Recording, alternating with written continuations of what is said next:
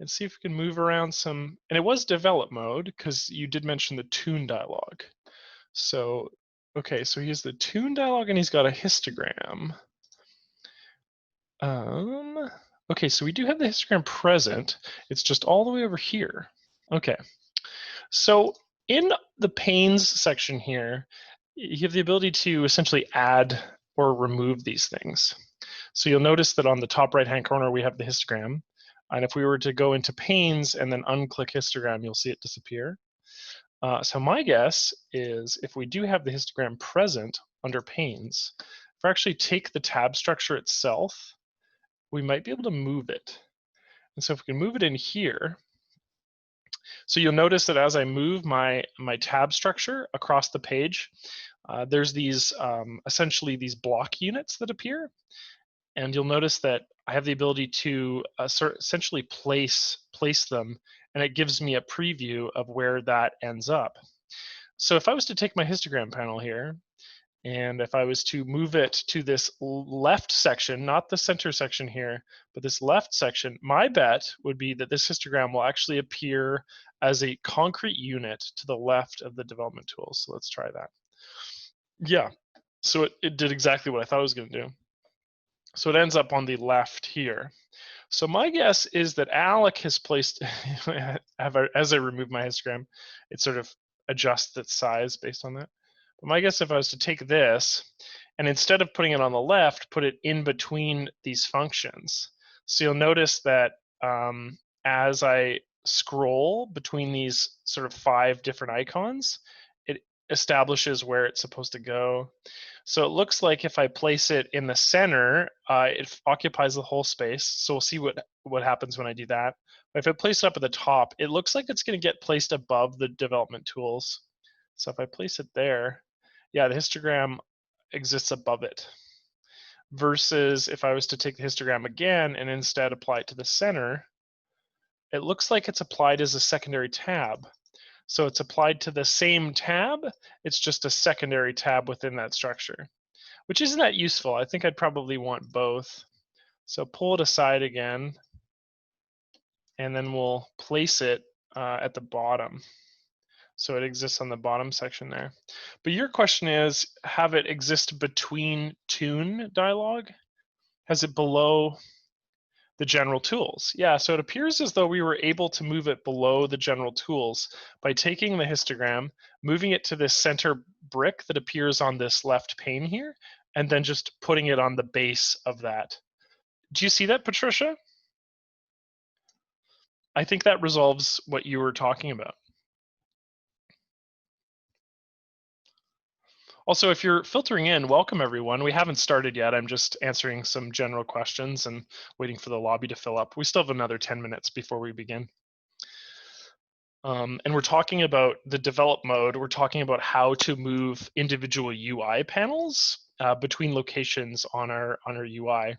So in this case, we have an undocked histogram panel that we opened up by going to the panes panel and adding it with the check mark. That's of course saying that you don't already have it. And then you can take that pane and you can actually move it to different locations on your UI. The way you do that is by just holding this top portion of the bar here where the X is.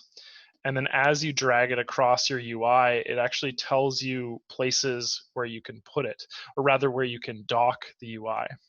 And in the case of Patricia's question, she was curious how we were able to dock it beneath the develop tools, which is just like that. Has it between tune and general. Okay, so if he has it between tune and general, so tune is here and general is here. So how did he get it in there?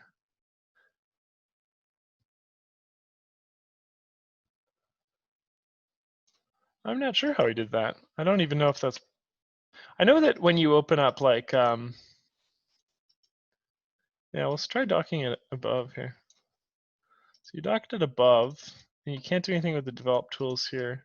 The tune detail, geometry, and repair are not undockable. They're a part of the development tools themselves, so it won't allow the histogram panel to actually be placed in between. I'm wondering how he did that. Yeah, I suppose I could ask him, but it doesn't seem like that's a function of the software itself. It might have been a because Alec is a video producer. He might have did something in post production to make it appear that way. But again, just as I haven't seen 101, I'm not sure. Uh, but either way, hopefully, so I don't know, Patricia, in regards to how he's able to get it between the tune and general settings. That seems a bit unusual. I can ask. But in the meantime, too, if you're just curious how to, reposition UI panels, I mean, that's a way to do it. But it sounds like you have a bit of experience with it already. I'm sorry that I couldn't answer your question in more depth, but I'll find out. Between tune and general. Hmm.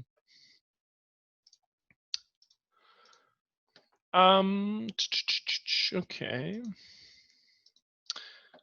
So just as a curiosity, like I said, we're about 10 minutes to start here, but for the attendees that are in right now, how many of you are new to the software?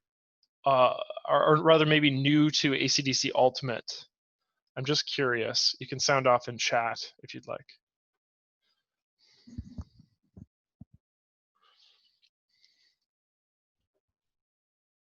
I saw a raised hand. Okay, so it sounds like we have some people that are new, but for the most part, we have some existing users, which is good too. What I'm going to be talking about today is kind of interesting. So we're going to be talking about, we're going to be basically doing some creative edits to an image today using a variety of different editing functions. The process of editing this image isn't going to take very long, but I'm hoping to really describe in depth all of the functions of the layer panel. So the layer panel is quite a bit different than other aspects of photo editing within ACDSee, especially within the develop mode, which we're in right now. And I guess the reason is because in develop mode, when you make adjustments to an image, they're sort of applied all at the exact same time. And they're parametric, which means they're applied all at the same time, but they're also non-destructive. And the edit mode is a bit different in that edit mode sort of you stack a series of layers to visually communicate like what the end product or what the final image looks like.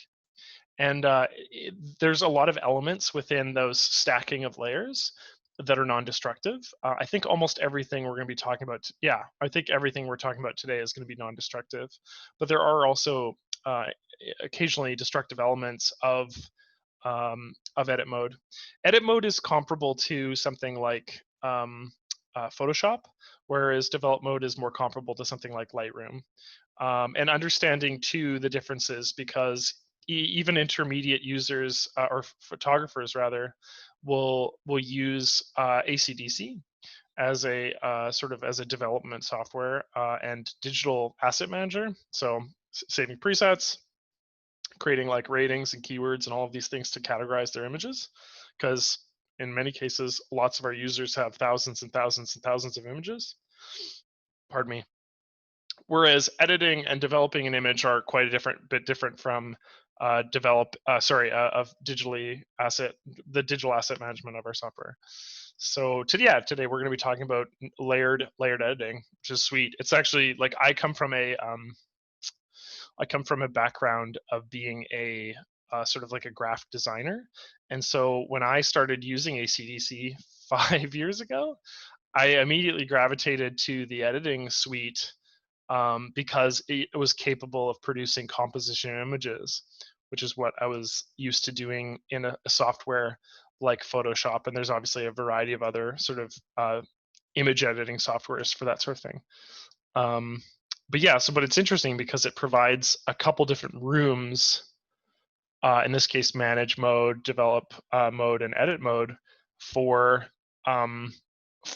specific functions versus other softwares which sort of don't give you the ability to navigate in the same way.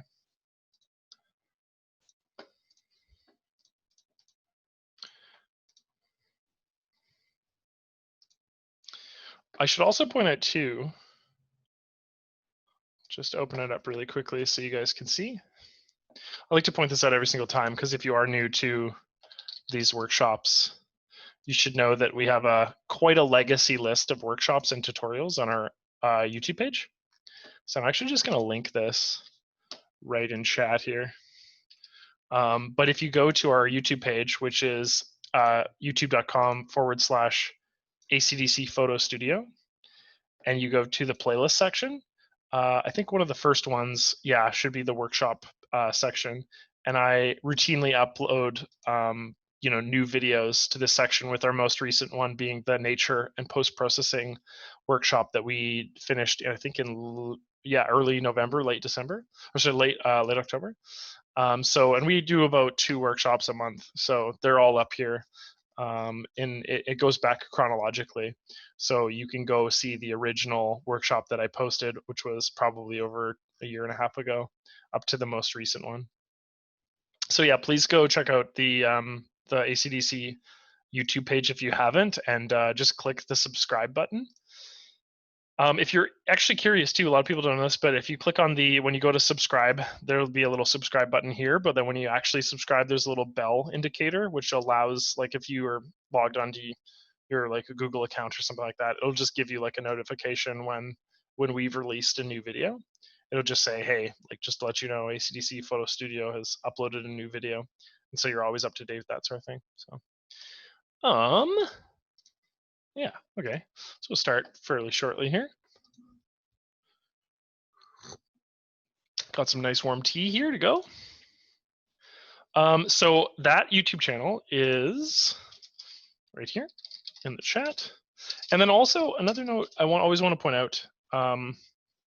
So I get a ton of emails from people in workshops, and I always really suggest to people to email me if you have any questions that I'm not able to answer during a workshop.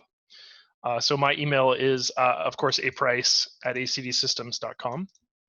And I do my best to get back to absolutely everybody who emails me. I send emails out to people within a couple days of a workshop if I can't get back to you sooner. What we really like to hear from our user base more than ever is like any suggestions for features that they may have that they want to see in the software. We're really trying to customize that, and any feedback that people want to share, it essentially goes directly to the developers. Oftentimes I'll get emails, so somebody will be like, hey, I'd really like to see landscape stitching or something like that in ACDSee.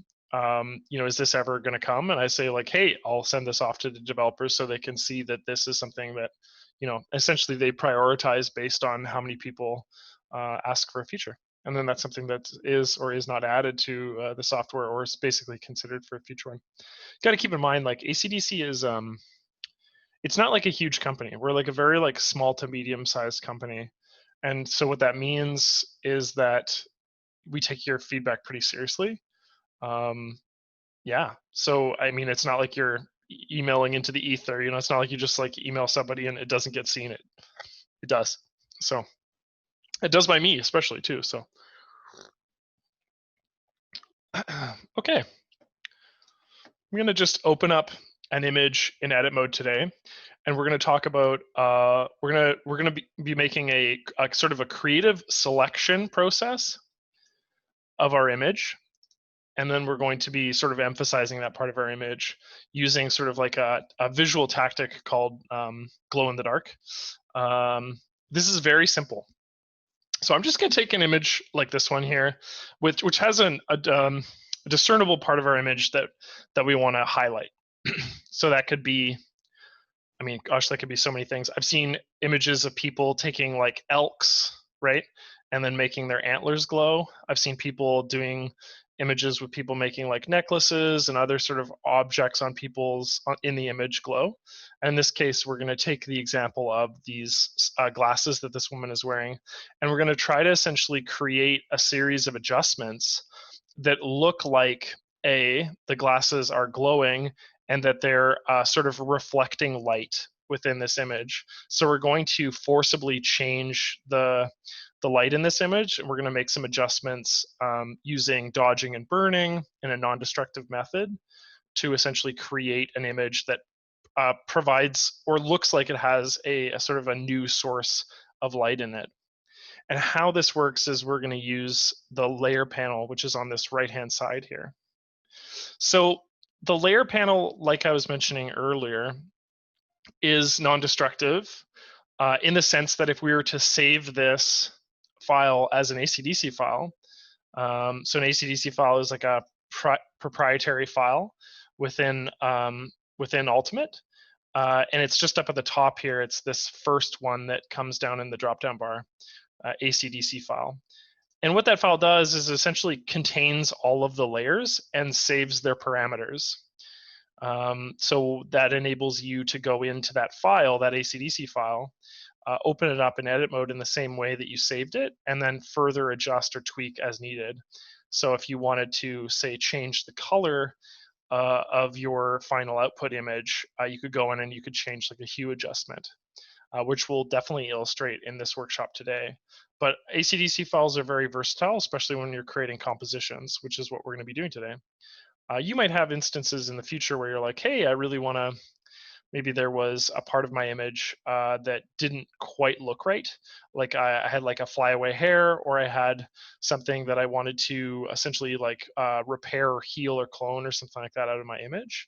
Well, we could go through the process of creating an ACDSee file so that if you wanted to adjust those values in the future, you could. So like I said, the layer panel is on the right, and when you open up an image, it just shows the first layer here, the layer 1. One of the first interactions we're going to do during this process is actually just duplicate this layer. And the reason why is because in general, I always want to be working off a duplicated layer just to preserve the original image. And to just, it's just good habit to get into to work off something that's been duplicated. Just if you make any mistakes or anything like that during the process, you know that you can just delete that image and start again. So to duplicate an image, what I can do is I can actually just right click and duplicate it. But there's also an icon just at the base of the adjustment layers right here that allows us to duplicate our image. And we're going to name these layers just so we can keep track of them. So the first layer I'm just going to call, I'll just go to rename it by right clicking on it and click rename. And I'm just going to call this the base layer. We'll probably not make any adjustments to this layer in itself, but we will make adjustments to the layers above it. So I'm going to right click this and I'll rename this layer.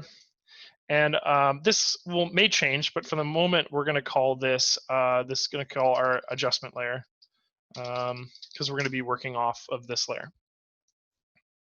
So you'll notice that there's this eye icon that appears on the left of our images.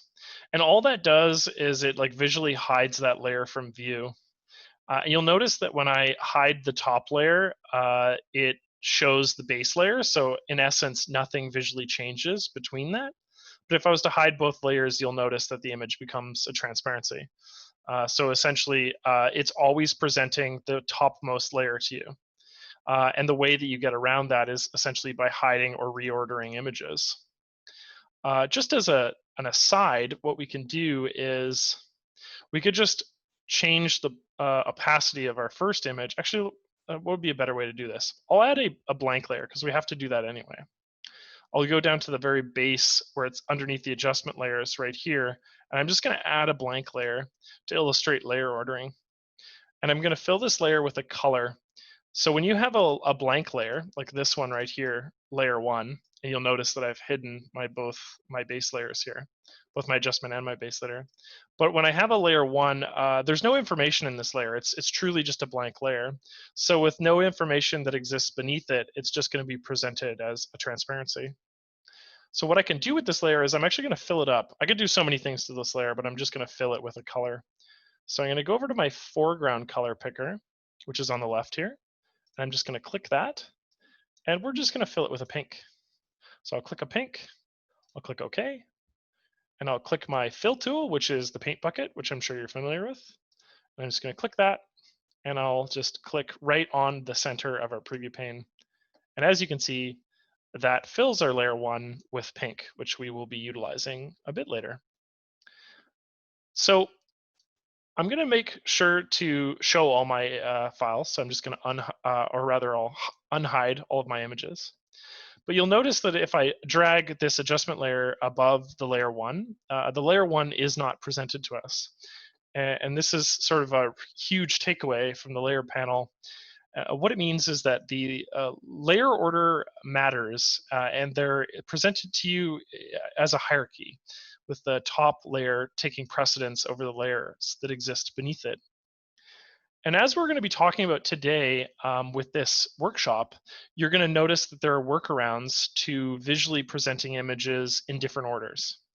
But that hard and true fact that the topmost layer is the one that takes visual precedence is always going to be true. We're just going to adjust certain things to change that. One that we'll maybe focus on more is masking, but just as an aside right now, and I've talked about this in its own workshop on blending, which you can watch on our YouTube panel page.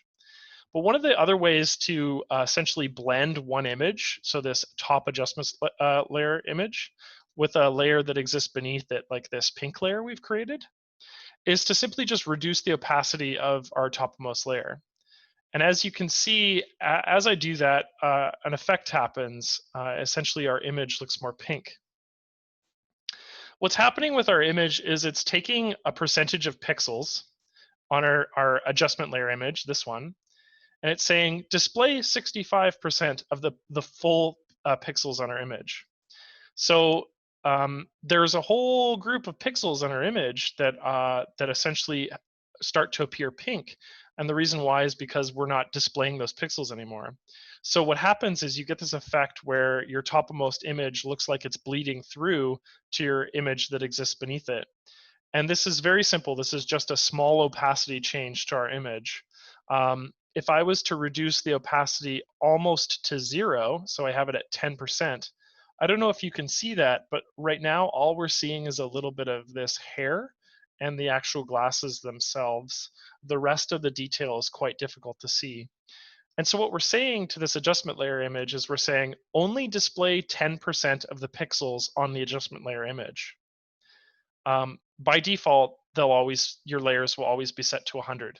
So displaying 100% of the pixels.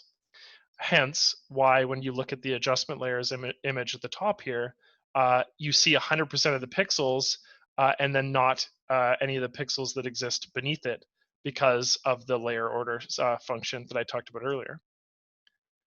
To the left of opacity is a blend mode.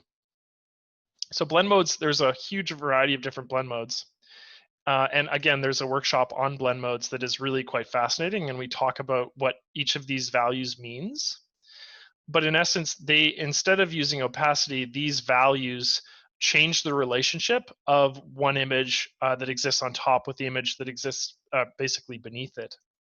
So for example, when I multiply, when I choose from the drop-down bar multiply on my adjustment layers, it changes the visual appearance of our image. And just as an aside, what's happening here is, in essence, the adjustment layer is displaying the shadows and the sort of darker portions of our image, but choosing to allow the pink to shine through where highlights and our midtones are. And that's why you see sort of less a pink application in the areas that are darker on our image, and more pink application in the area where our image is quite a bit lighter, like the skin tones, for example, in the center. So as we're going through this, and like I said, what we're going to be creating today is a fairly simple adjustment on this. But just to note too, one of the base rules again is that layer order always matters, and that the topmost layer is the one that's going to be presented to you first and fully, unless you have certain effects in place that change that rule. And we've talked about 2 of those ways to change that rule just now with opacity and blend modes. As we go through, we're going to talk more about masking. So let's get to that point. What I'm going to do is I'm actually just going to hide my pink layer because we don't need it right now, and I'm going to put it above my adjustment layers. So it's hidden, so we can't see it. Right now, we're seeing the adjustment layer and the base layer, but they look very similar, so it doesn't matter in this case. So we're just going to click our adjustment layer. And when you've clicked on a layer, when you add a new adjustment layer, or if you drag and drop a file onto your layer panel, it's going to be applied to just above that layer. So when I click on this layer, I want to be adding adjustments that affect it. So I'll have my adjustment layer clicked, and what we're going to do is we're just going to go down to the exposure adjustment, which is this one down at the bottom on the left here. And so exposure is added to our layer panel, and you notice that it's added between the adjustment layer that we clicked on and then the layer that exists above it that we've hidden. So the change that we're going to be making to this image, I just want to say right now, is a creative a change. So we're going to be taking an otherwise nice looking image, and we're going to be making some adjustments to it to get an effect.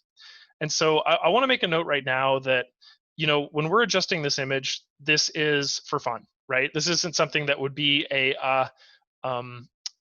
something that you'd necessarily want to present to a client or something like that. This is just showing what is possible within the software from a standpoint of creativity and being able to make like a compositional edit to an image.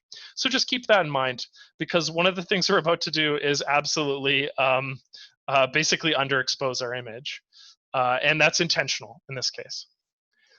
Normally, you don't want to underexpose an image, and you're probably hoping not to take that many underexposed images in your photography lifetime, unless obviously you're looking for a specific effect like we are. But underexposure isn't exactly ideal. But in this case, it's purposeful, and I just wanted to make a caveat there that explains that. So with our exposure layer that's just above our adjustment layer, what we're going to do is we're going to go down to the settings. So just a quick note about adjustment layers and layers with masks in general. So you'll notice that this layer, this exposure layer, looks slightly different than our adjustment layer, or rather our original image layer. And the reason why that looks that way is because it has sort of different functions, and we're going to talk about those functions. So I'm going to click on these icons here, and we'll explain what they do. But when you have this exposure added, so you simply just click on the button itself, the first set of tools that pop up are the exposure tools itself. So when I have this image and I just click on the name, for example, you're going to see that the tools that we can interact with for exposure are listed down at the bottom here. The first one we're going to do is we're going to just dramatically lower the exposure, so all the way down to negative 100. So that's significantly darkened our image here. And we actually want a bit more contrast in our image, so I'm going to draw the contrast up to about +10. You'll notice that you can actually manually increase or decrease these values with numbers as well. But basically, I'm just going to adjust this so that our exposure is much, much, much more underexposed, and our contrast is slightly increased. So we're getting a little bit more of a popping effect in the face here. So if I had navigated away to a different image, how do I bring those settings back up? Well, like I said, you just click on the exposure settings itself by just clicking anywhere on exposure, and it pops up. But you'll notice if I click on the mask, which is this white box that appears in the center here, you're going to get some different properties that are expressed down at the bottom here. And those are the mask properties. So we're going to be playing around more with these mask properties in a second. I just want to illustrate that, that there's a difference between clicking on the tool settings and clicking on the mask settings. As you can see, they bring up different properties. Mask settings are the same for every adjustment layer, but the actual adjustment layer settings themselves are different depending on which adjustment you've picked. The next button that we see on the left here is this little diamond icon. And what this diamond icon entails is that essentially that these adjustments, this just exposure adjustment, for example, is only going to be applied to the layer that exists beneath it. So here's a little fun thing we can try here. Normally, adjustments like this one, okay, exposure, are being applied to every single image that exists beneath it. So if I was to clip this, though, it changes that interaction by only being applied to the adjustment layer that exists beneath it, versus all subsequent layers that are beneath the adjustment layer. So we're going to express why this matters in a moment here. But for now, all we need to adjust is the exposure on an image, and we want that exposure to be applying to all images that exist beneath it. So we're just going to put like a little timer on that because we will talk more about clipping in a second. We want to make another change. Our image is still not dark enough. So what we're going to do is we're just going to add a levels adjustment. So I'm going to click the levels button, which is in the adjustment layers panel right down here. And you'll notice that it pops up with its own set of tools. And again, just to indicate the difference between the mask properties and the actual adjustment settings itself by clicking on the difference between the mask and the properties button. So level adjustments pop up, and it gives us the ability to actually increase the blacks, increase the midtones, and in this case, decrease the highlights in our image. So what we want to do is we actually want to add more blacks in this image. We want a little bit of this detail in the couch that she's sitting on to disappear. So we're going to do that by taking this slider right here, and we're just going to draw it further into the midtones. So what we're telling levels to do is we're telling to and essentially push the range of blacks further into the section where the midtones, overall darkening our image. And that's good. It's gotten rid of like pretty much all of our shadows, but now we want to do the same to our midtones. So we're going to take the midtone slider and we're going to push the midtones further into the whites until we basically can't see the background, which is about yay. You can still see a little bit of detail in here, but that's fine. We're not worried about that. So we can work with this image. That's the level of shadows that we want to create. In essence, what we're going to do with the glasses later is we're going to make them look like the source of light in our image. So we need to create an image that's quite dark. And if we were looking at a histogram, it would indicate to us that this image is very, very, very dark, to the extent that it would be, what's the opposite of blowing out an image? Underexposing an image. So there we have it. That's good. That's what we want. The next thing I want to show is, I guess what we need to do is another effect that I want to apply in this image is I want to apply the effect of creating a homogenized color over our image. I want to get rid of the skin tone and the differences in like the what little or what's left of what we see of the furniture behind her. And I definitely want to, get rid of the red on her lips. I want this to be all a homogenized color, and that's going to help with the effect of this like sort of neon glowing source that we're getting. So I'm going to take this layer that we created earlier, which is that blank layer, and just keep in mind, again, you can create a blank layer by clicking on the Add Blank Layer button down at the bottom here. So what we're going to do is we're going to unhide this layer. So I want to see this layer. And then what we're going to do is we're going to decide on a blend mode that visually applies this pink to all of the subsequent layers, giving us the appearance of an image that is very, very homogeneous in terms of its color. So I'm going to, with my layer now unhidden, I'm going to click on the layer order up at the top here where it says normal, and I'm going to go scrolling down and I'm going to choose hue. And so if we look at our image now, you'll see that the hue of this pink has been applied to all of the areas of our image where there was variations in color, the light of the center of our image here. This is important that we chose hue. And one of the reasons why, because if we were to choose a different blend mode, like screen, for example, you'd see a different effect with the way that the color has been applied. If we looked at hard light, there's a different effect. If we looked at overlay, there's a different effect. What we want to shine through is we want the hue of this pink to be applied to the tonality of the image of this adjustment layer. Or rather, sorry, of our of our image layer. I'm actually going to rename this because I don't want to confuse it with the adjustment layers that we're applying to it. But we want the hue to shine through on the image layer itself. And so we're getting that effect now with the use of blending. Okay, cool. So we sort of got the base of our image set up. That's what we're kind of looking for in terms of the background. Now let's work on the element that we're adding in this case, which is that element of light that is going to be coming from her. In this case, we're going to do her glowing sunglasses. And then, like I said, in other examples, you can look at like people that have done it with different bouts of jewelry and, different parts of animals and that sort of thing. But we're going to make her glasses be the source of light. And so the way we're going to do that is we're going to actually copy our image layer that appears down at the bottom here because we need it again. And we need it again because we're going to be creating a mask. One of the things I'm going to do first is I'm just going to right click on my image and I'll duplicate it. And you'll notice that that duplicated image exists once again between the exposure and the image layer itself. We need to see this image in order to make an accurate selection of the glasses. So I'm going to drag it all the way to the bottom, the top.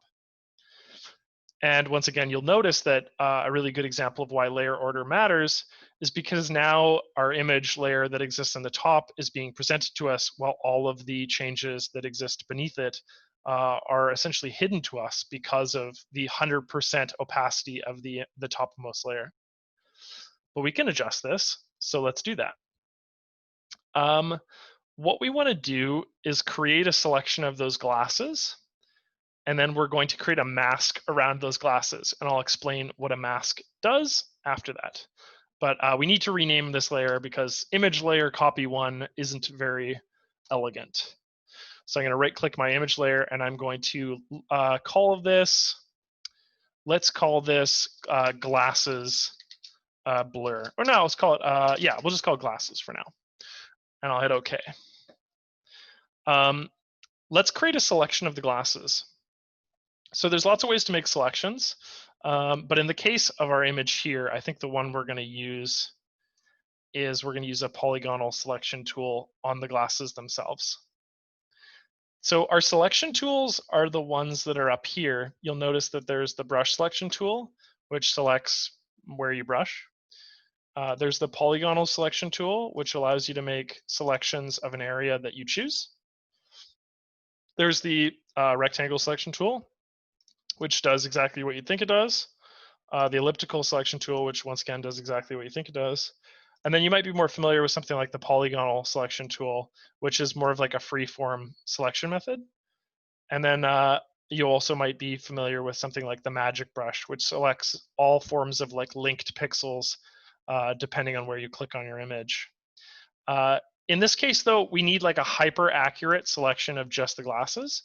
So we might use a mixture of the polygonal and the brush selection method. And that's going to make more sense as we go through. Just as a note, you can go to select and deselect right up at the top here to just create a new selection, which we need to. So I'm going to zoom back in and let's start the process of selecting these glasses. This doesn't need to be perfect, but we can do it really quickly by using the polygonal selection tool. So we'll do that. And what I'm going to do is I'm just going to zoom in and I'm going to go through my image, just selecting the area where the glasses are. So we're going to go through, we're going to go around like this. And we can also show you a cool function of making selections that expedites things. We can actually save these selections if we plan on making the same selection over and over and over again. So we're going to go through and we're going to hollow out where the center, the actual glass pane of the glasses is. We're going to hollow that out using the same polygonal selection tool. We're just going to set it to the minus mode. You'll notice that we have the polygonal selection tool selected and there's a plus next to that polygonal selection tool. What that plus means is that if I was to stop here, for example, I could I could essentially restart my selection by just beginning the process, but in this case, by adding another selection to my active selection.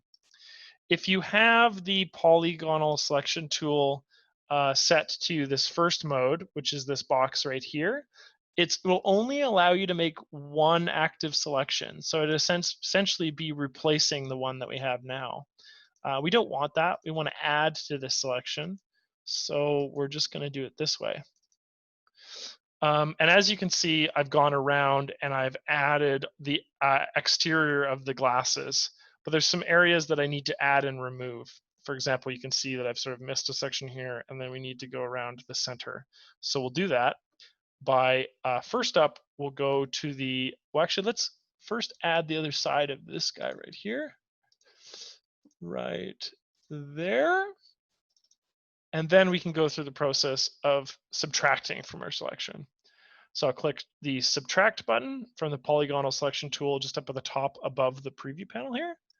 And I'm going to go through and I'm just going to clean that section up. And then with that complete, I'll also deselect the center here as well. So I'll go through and I'll hollow out the section where you see her eyes, where the glass is here. And you can also do the same selection with the brush tool. I just find that with stuff like this, where it's very clearly quite angular, like there's hard and sharp lines and longer lines, that this is actually a better way to make that selection versus using the brush tool, which you would brush on the areas that you want to disappear from your selection. So I'm going to go through and I'm going to remove this glass right here. I'm going to leave that little the ear flangey thing over there. If you know the actual term for what those are, let me know. And I'll just go through, and I'm just about done here. I'm just trying to make an accurate selection. And then what we're going to do is we'll go up to the select panel, and we'll just save this selection. Okay, great. So we have pretty close to what we like. I'm just going to go up to the select function here. And what I can do is, yeah, we can talk about the reflections. Certainly, Robert, that's a really good suggestion, because you can see it looks like in this case, the photographer actually is visible in the reflection. We'll definitely get rid of those. I'll just go to the select panel and I will click save selection. And we're going to save this as glasses, okay? And so that way, when I hit OK, that way when I have deselected that selection, I can quickly load my glasses selection actively whenever I want. Okay, so with an active glasses selection, I like that. I actually want to do something new to these glasses, something that was added in ACDSee 2021. And what I want to do is I want to refine this selection so that it actually is slightly thicker than what I've selected. To refine an active selection, what you do is, well, you can see that there's these marching ants around here, which is good. I'll just go to select and I'll go to the refine button, which is right here. And we'll have a look at refining this. You'll notice that it's quite, there's a certain angularness to it, and that's, again, because I selected with the polygonal selection tool versus the brush tool. What I'm going to do here is I'm just going to shift the edge outwards. So you can see if I really shift it outwards, it makes the glasses look really big. We don't want that. We just want to maybe like a couple millimeters of buffer room, about 1/4 of a centimeter around the edge of this. So I'm going to go, let's say +5 around the edge of my glasses here. And you can see that my yellow area has been slightly expanded. And when I hit done, what you'll notice is this actually changes the active selection itself. Hit done. And you can see now that it's slightly thicker than the one that I assigned manually seconds ago. Okay, so with my glasses selection active, what I'll do is I'll make sure that I'm selecting my glasses layer. And what I'm going to do is I'm going to mask this. So I'm going to navigate all the way down to the bottom here where it says add layer mask. And we're going to add this layer mask with an active selection. So I'll click it, and you'll notice that my image has changed somewhat. We now have our glasses, and it's presented to us essentially the same way that our image looked like with just the base image layer. So to present this, what I could do is I could unhide the exposure and the levels, or sorry, hide rather. And you can see that those glasses blend seamlessly in with the image layer with no adjustments applied. So this is good. That's what we wanted.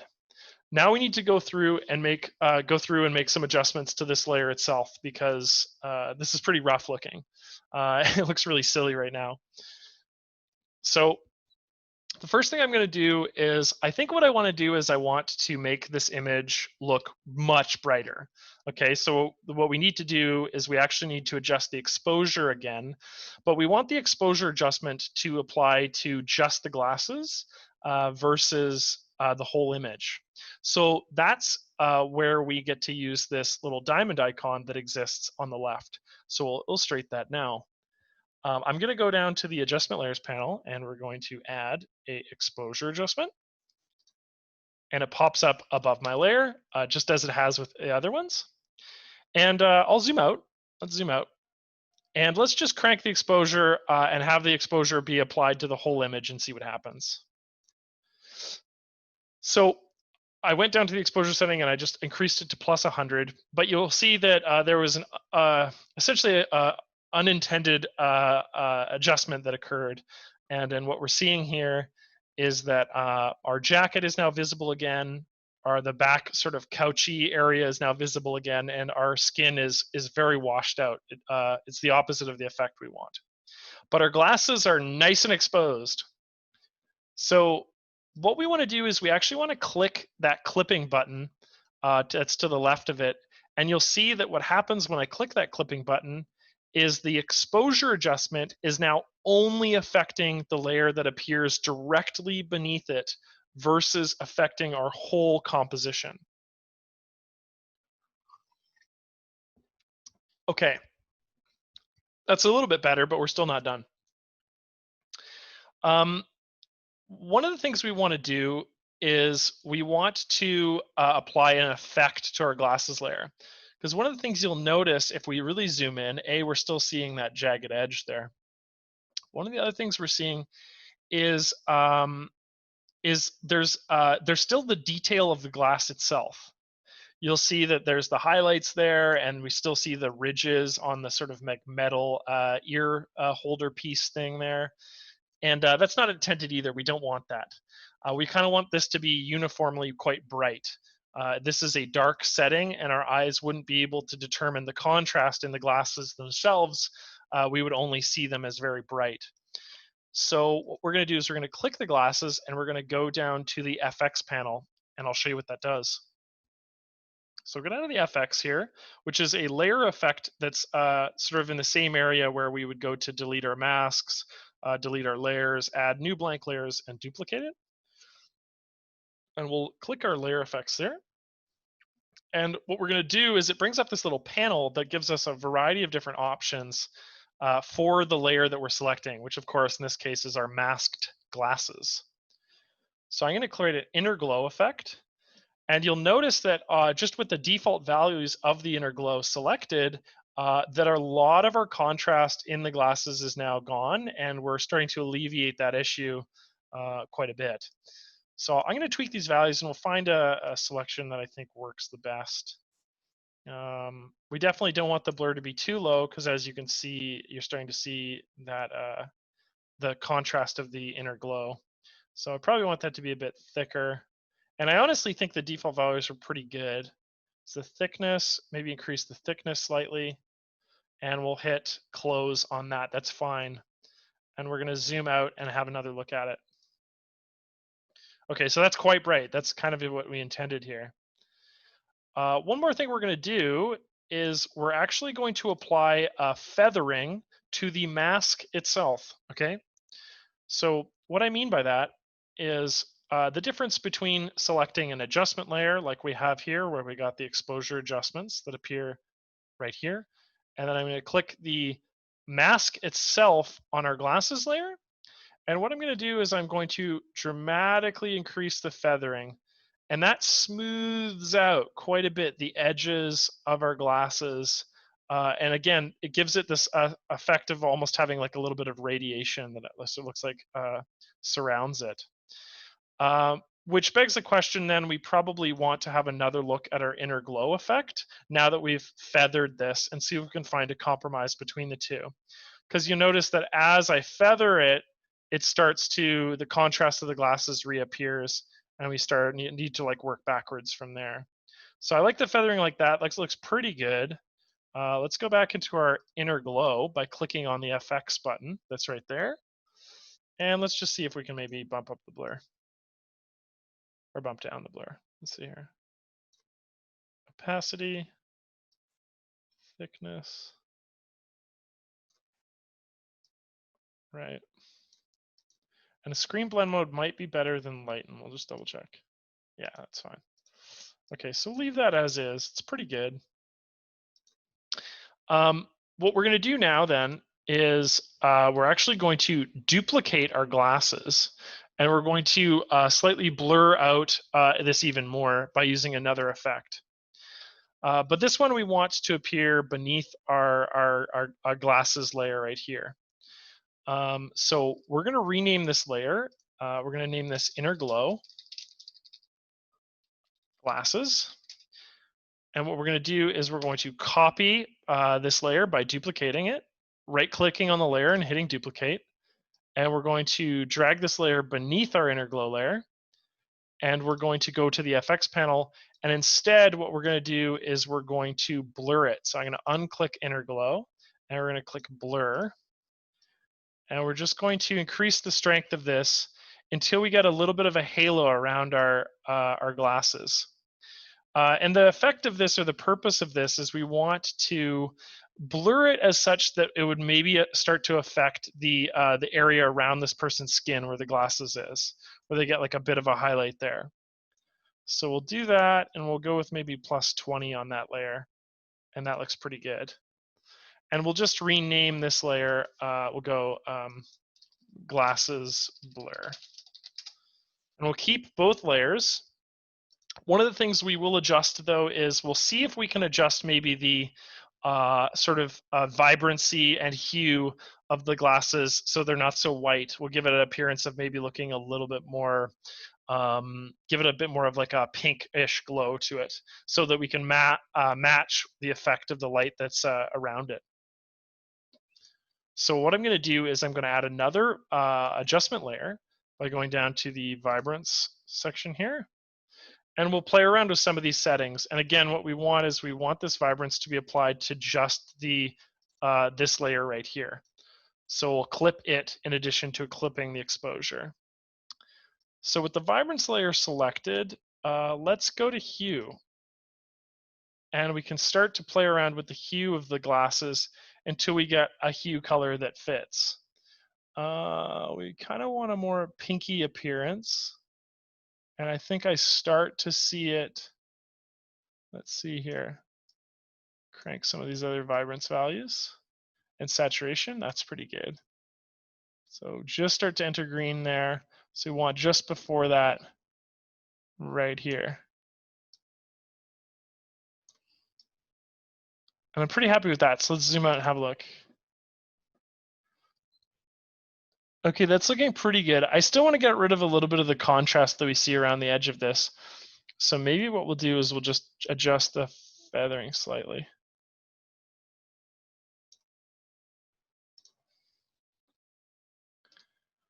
And I'm going to duplicate my layer again by right-clicking on it. And this time what we're going to do is, let's see if we can drop the feathering altogether and see if I can get a nice compromise.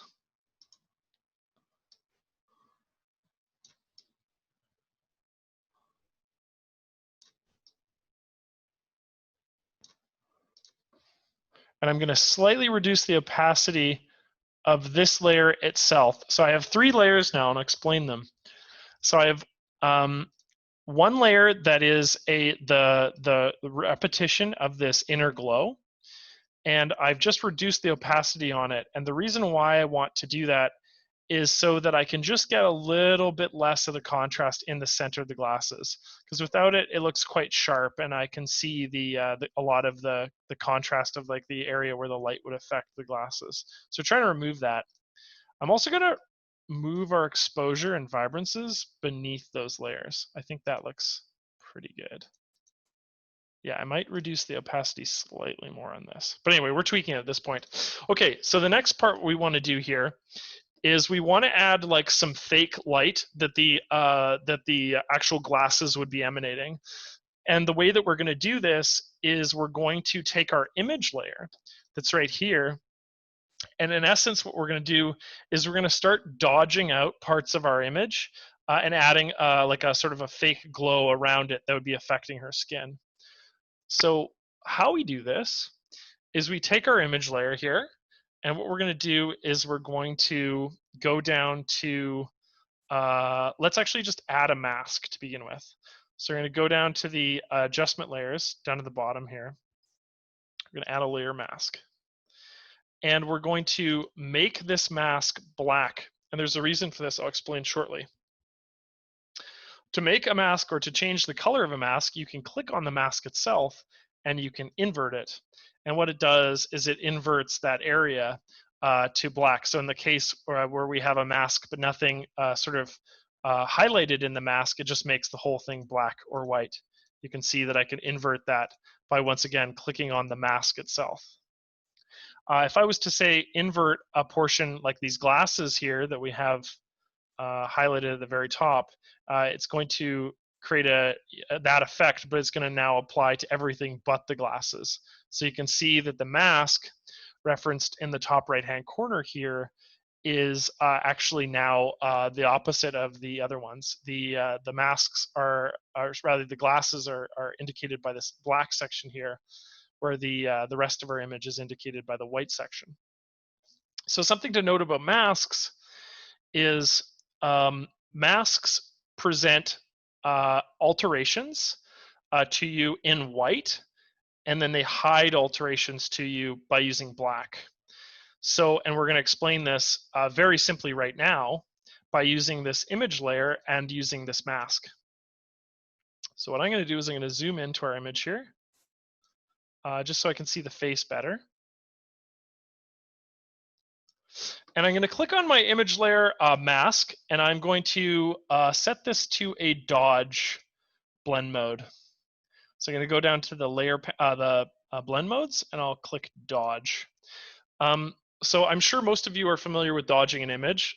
So the difference between dodge and burn is when you dodge an image, you're forcibly adding light to that portion of the image, which gives the appearance of, if it's quite a bit darker, it will start to add contrast, and you'll start to see the saturation come back to that part of the image. And if you burn an area that's too light, the same effect applies. You can now start to see more contrast. You can see, you know, the saturation come back in that part of our image. Now, that being said, if you dodge a part of an image that's too bright, it's just going to appear as very white. And if you burn a part of an image that's too dark, it's just going to appear as very black. So what we want to do is we want to actually sort of draw on the light that would be exposed from these glasses that we've created, these sort of neon glasses.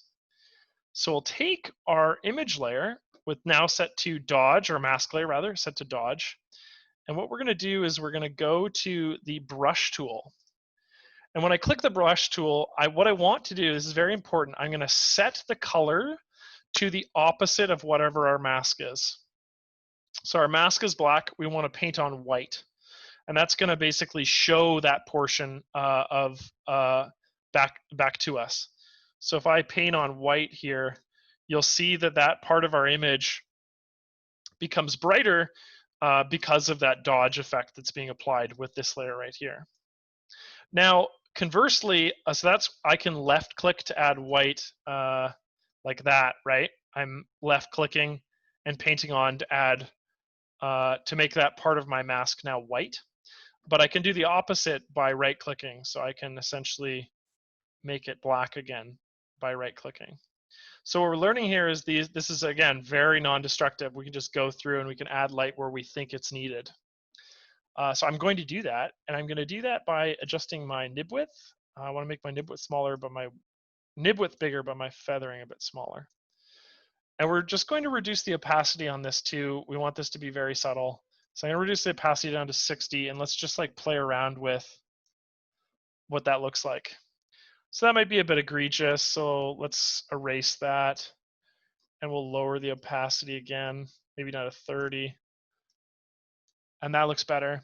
So play around. We're going to add light around the glasses.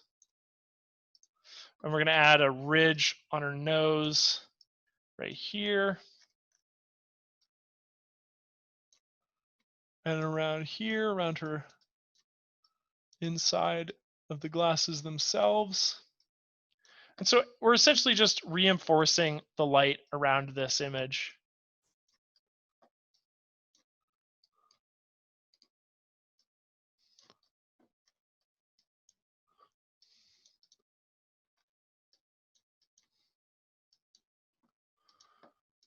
Now notice my mask. If you look at the mask preview here, again, we're just seeing a sort of slight gray area where that mask is. And again, all that is to indicate areas of our image where we've painted on a bit of light. This doesn't have to be perfect. I'm just going to kind of go in and add what I think looks appropriate. If we zoom out, I think I want this to appear quite a bit more transparent than it does. It's pretty heavy-handed right now. So what we'll do is we'll take this image layer and we're actually just going to reduce the opacity of the layer itself. So that's sort of more what I'm looking at. And all I did was click this layer and reduce the opacity. And the way that we're able to see that right now is because the base layer is still beneath that layer. So it's still being presented to us. If we were to hide this, we can sort of start to see the differences between the two. But I like that. I just don't like the color that we've set upon. I want to change this more of a purple. Right now it's very pink. So I like the sort of the light that we added by using the brush tool. I just want to take this layer here, which is this pink layer, and I could change the color. There's two ways to do that. Sort of one of the destructive ways to change that color would be just to take this layer itself and with the color picker, just select a new color for that background and then use the fill tool again. But what we can also do is use another vibrance adjustment. So I'll do that.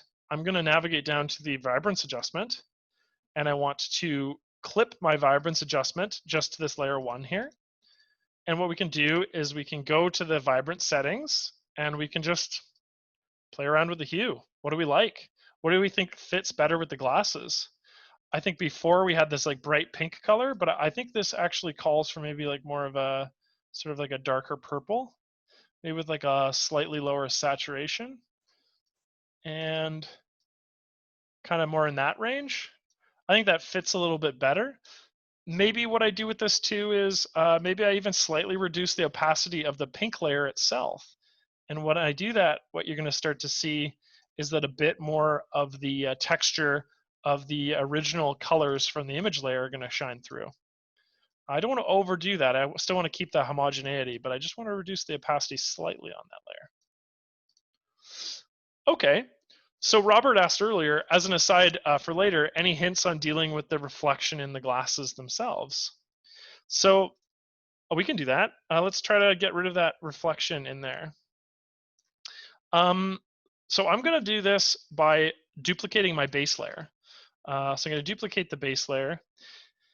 And you'll notice that our base layer is really the only layer now that contains that reflection.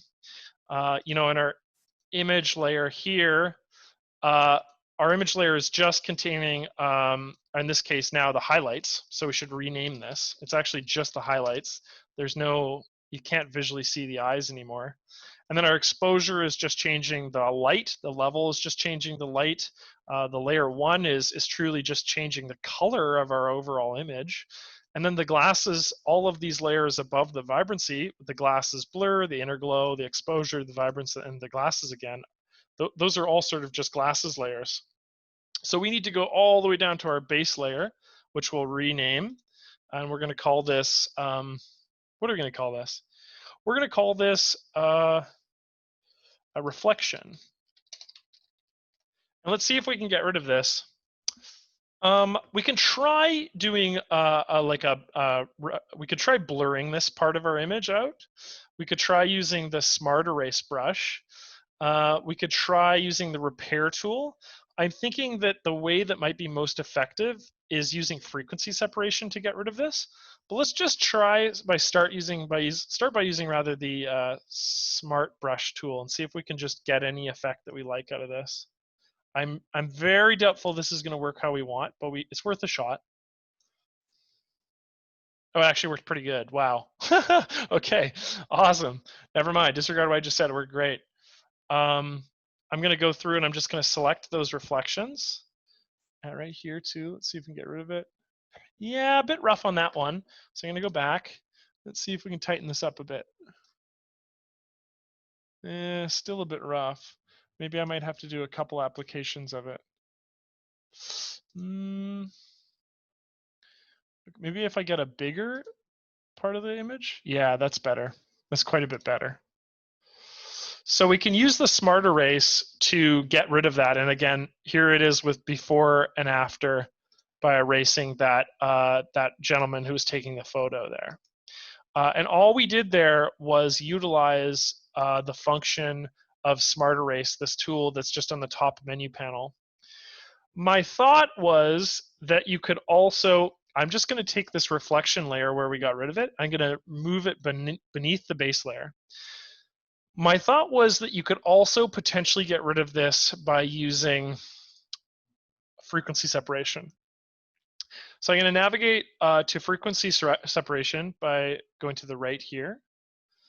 And what you can do is frequency separation essentially creates two files, a high frequency layer, otherwise known as a high pass layer, and a low pass layer. And what you can do is you can take this high pass layer and you can go through and you can essentially like heal out this part of the layer. So I'm going to use frequency separation to separate my image into two different images, a base high pass layer and a low pass layer. And like I said earlier, what we're going to do is we're going to take this high pass layer and I'm actually going to hide everything but the high pass layer. Okay. And I'm going to go to the repair tool. I'm going to click the repair tool on the high pass layer. As an aside, everything we've done so far, with the exception of the smart brush, has been non-destructive. Okay, this is sort of the first real sort of destructive change that we're making to this image. And the reason why this is destructive, I'll explain, is because we're going into the filter panel to make an adjustment. So whenever we're working with these filters that are on the left-hand side here versus working with the adjustment layers that are on the right-hand side, we start to enter the realm of things that are destructive. They're physically changing this layer forever. That being said, our overall composition can still be saved as a non-destructive file. It's just this layer we can't ever go back and re-articulate that that section. Anyway, so I'm going to click on my layer. I'm going to go to the repair tool, and I think what we're going to do here is we're just going to try to clone it out. Let's try cloning it out. You can use clone, heal, or blended clone, whatever you like. And we're just going to play around with that. I'm just going to keep going through and blending it out. I was lucky that the smart brush worked pretty well the first time, but if that ever fails you and you're in a situation where the smart brush just can't work for that specific part of your image, frequency separation is sort of the always going to work option. And I'll explain again momentarily. So I'm just going to go through and I'm just going to get rid of that reflection. And I think that starts to look pretty good. I'm happy with that. And I'll hit done. And what we're going to do is we're going to essentially unhide absolutely everything again. We're just going to click unhide, applying all of our changes to our image here, and we'll zoom out. And what you'll notice is that the reflection isn't as granular as it was before. The contrast is quite a bit missing. And that's because we changed the frequency separation of, we changed the repair, we sort of blended out the high frequency layer. Now what we're going to do is we're going to take this base layer, which looks quite different. It actually looks very blurry in comparison to the high frequency layer, which looked quite gray. We're going to take this one and we're going to blur out that section of our image. What high frequency, or what frequency separation does is it takes your image layer and it turns it into texture. Okay, so this is a textural layer. This shows you the contrast of the texture, the tonality of your image. And then it shows you the color of your image in this sort of blurred layer. But you'll notice that a lot of that, the textural parts of your image that make it look not blurry, that make it look crystal clear, are within the base layer, rather the high pass layer. So what we did is we sort of cloned out that element within the high pass layer. Now what we're going to do is we're going to go into this low frequency layer, and we're going to do the same thing, except we're going to blur it this time. So we're going to click on this layer, and we're going to click the brush tool, and we'll zoom in, and we're going to, I guess we'll use Gaussian blur, that's fine.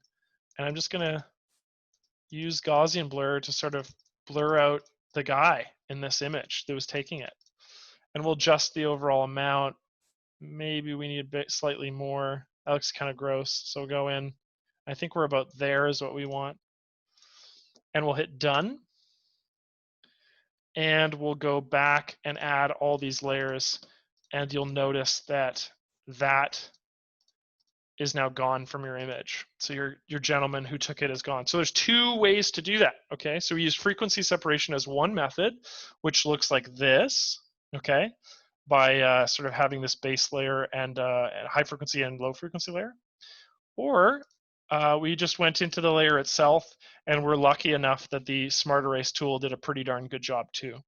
So there's two ways to get rid of the reflection. But that's it for this image. So we've done a bunch of changes to this image, and I'm just going to summarize those changes quickly now, but we're done.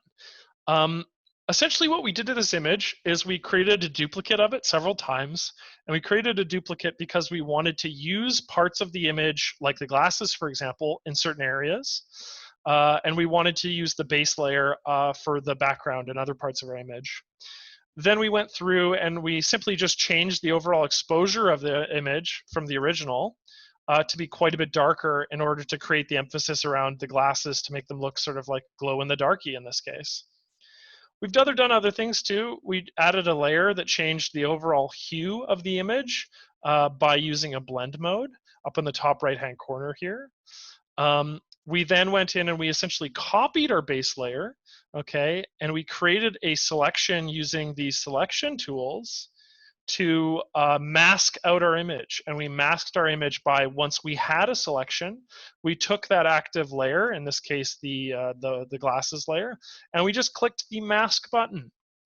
Once we've masked our image, we played around with a bunch of different features, especially in FX, and also made overall exposure changes using the clipping tool to get the effect of this sort of like bright, glowy neon glasses look. And then lastly, to deal with Robert's question in regards to getting rid of the gentleman in the glasses, we went into the layer and we chose a couple different methods of getting rid of it using the Smart Erase brush, which is a part of the erase functions up at the top here in the menu. And then we also right-clicked our image to frequency separate our image. And when we frequency separated our image, we used the repair function within the high pass layer, and we use the blur function within the low pass layer to get rid of that that character in our composition. but that sort of represents the core of a variety of different really integral, really interesting composition creating tools, with obviously one of the strongest being the masking function within the layer panel. Anyway, that's it for the workshop. I'm now here to answer any questions you may have. If you have any questions that popped up during the workshop or just some general questions, that's what I'm here for now. Yeah. I'm just gonna enjoy a bit of my tea. It's funny, I like forget how much I speak during these things. So it's like you got to keep yourself hydrated during it too. And just as a reminder too, my email is aprice@acdsystems.com, and you can access our YouTube page, which, by the way, this same workshop will be updated and added to our YouTube page within a couple days. I generally get to them pretty quickly. If you have a question, just type it out in the Q&A panel, or even just chat is fine, and I'll get to it. What did people think of this workshop? Was this helpful? The layer panel is a complicated place, and this is hopefully a way to sort of navigate and show you just how massively, not complicated, that's the wrong word, massively multifaceted this software is. You can do so many cool things using the layer panel. It changes your relationship with images in such a big way. Obviously this is a really valuable development tool, and it's a really valuable digital asset management tool, but also you can you can, for lack of a better word, you can Photoshop images in this program. You can make really interesting multi sort of layer complicated compositions. And then all the while, you can go in and you can save them as a new file. So we'll just call this glow in the dark 2. I can save this as an ACDSee file. And then if I ever want in the future, I can just go back into this image and change some values, which we can do that by navigating away. Going to our same file in the future, I just click on my ACDSee file, and I can go into it and just change values by going to the layer panel. And for example, we can change this vibrancy layer. We can change the background color once again. So it gives you a whole bunch of abilities to go in and adjust those values. Thank you, Robert. I'm glad you liked it. Helgi asked, really helpful question on repairing old damaged images which are blurry. Would layers be a good way to go to use, or develop mode rather than, okay, so no, yeah, 100% use edit mode, don't use develop mode. That's one of the current limitations of develop mode. What I would recommend is actually what I just illustrated to you there in regards to frequency separation, Helgi, is very useful for getting rid of granular scratches, dust, or even like dirt marks and stuff like that in sort of legacy photos. We have a really good workshop on a series on both how to remove granularity in old images. That's on our YouTube page. And then actually to answer Ted's question, it was that same series was a part of a 2-part series on how to also colorize black and white images. So what I would recommend is checking out that workshop. I'll show you it actually, so you can see it, because it's so super useful for both of those questions. I can quickly show you how to do those things as well, but let's just illustrate very quickly where those workshops are so you can get a better in-depth experience there. So if we go down to our workshop page in our playlist here, I believe they are, here they are, restoring an old photograph for your question, Helgi, and then colorizing a black and white image for your question, Ted. Anyway, but let's quickly also just answer your questions live. Okay, so let's find an old photo. I think I had a folder for that. This guy right here, yeah. Yeah, so what you can do is, I'll take my granular, really old photo here, which I got off of Flickr, and I would duplicate my image, and then I would take my topmost layer, I would frequency separation that layer, and then this is where I'm going to do what I did previously, which is try to get rid of the granularity in the high pass layer and try to blur out elements in the low pass layer.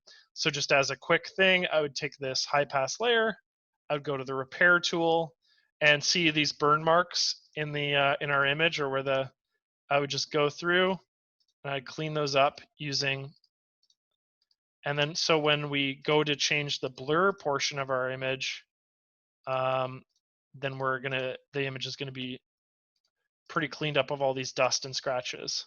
Also, you can take areas where, in this case, it's this person's face has a little mark here. We take that, try to get rid of it. Try to get rid of it. There we go. And then I would click done. And I would obviously it would take longer than that, but just as an example. And I would go into the low pass layer, go into the blur section, and I'd blur out anything, for lack of a better word, like that sort of granular parts of our image. So you can use the high pass and low pass layer to do that sort of effects. And then also, like I said, please check out that workshop to get like a full in-depth experience about how to go about it. But I would recommend doing it in edit mode, not develop mode. Okay, and then for your question, Ted, so the first thing you'd need to do is you need to take an old black and white image, okay? So I think this one's a sepia tone, so that's a bad example. But if we were to take this image, if I bring that into edit mode, I'm not sure it's going to allow me to paint color on this image, okay? I'll try to do it. Yeah, so this image, I tried to paint just some pink on this image, and you'll notice that when I go to change the color to like a dark blue, for example, it just looks like a gray. And there's a reason for this. It's because the color coding settings of this image are essentially hard coded to black and white. So what we need to do is we need to take our black and white image, navigate to, I believe, view mode. And then what we're going to do is we're going to go to Tools, Modify, Change Color Depth, and we're going to change it to True Color, okay? And so True Color, it'll prompt you to save this file. We're going to name it True Color. And this will enable you to essentially go through the process of creating a new layer. So if I go in and create a new blank layer, and I should be able to go in and now add a skin color, let's say, I don't know, that color, to our image in that layer. And then we could go throughout the process of blending that with the color dropdown. Obviously, that's not ideal, but you get the point. You'd have to go through and play around with blending on new layers. But now that we have that that image changed to true color, we can go in and we can actually make adjustments to things like color using blank layers. We can, change the color of his hat and stuff like that, and go through the process of actually, recolorizing an image.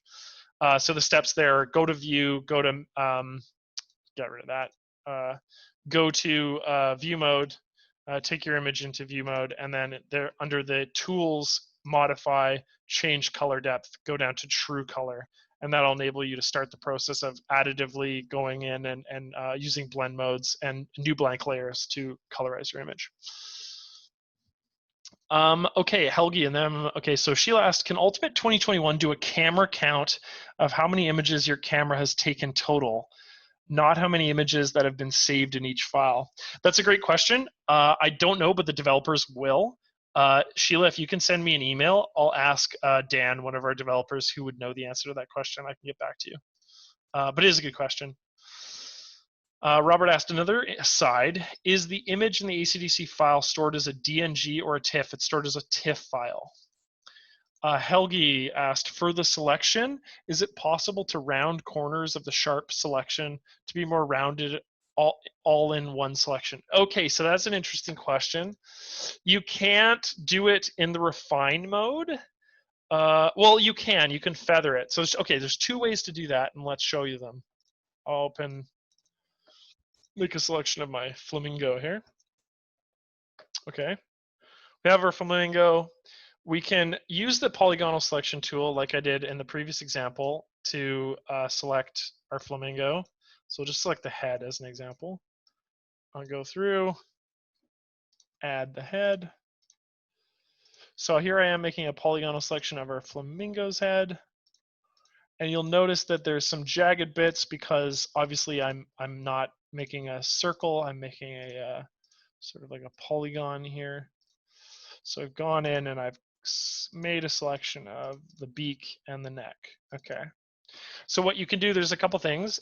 You can go to the refine section, and you can slightly feather your image. And what you'll notice is as you feather your image, it's not going to be visible yet, but once we feather our image slightly, if we go to done, you'll notice that it rounds it quite a bit. So I'm seeing sort of more of a rounded than previously prior to the refinement process, after the refinement process.